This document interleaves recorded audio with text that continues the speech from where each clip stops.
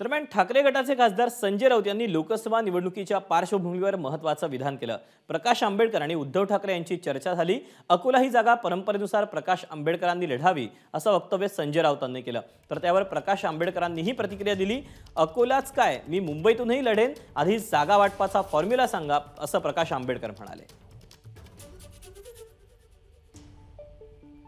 महाविकास आघाडी ही शिवसेना, काँग्रेस आणि राष्ट्रवादी काँग्रेस, शेतकरी कामगार पक्ष,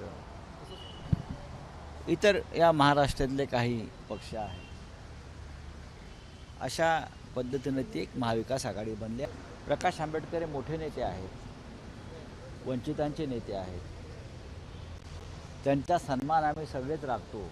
शिवसेना आणि वंचित बहुजन आघाडी म्हणजे माननीय बाळासाहेब आंबेडकर यांची अधिकृतपणे युती झालेली आहे।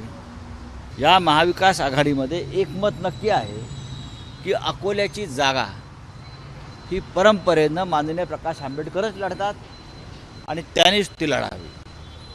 ते माझी असणारी या सगळ्या पक्षांना ऑफर आहे की अकोला हा काय फार महत्त्वाचा नाही, मी लढलो काय न लढलो काय फार फरक पडत नाही।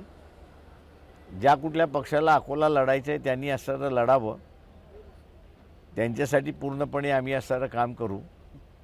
परंतु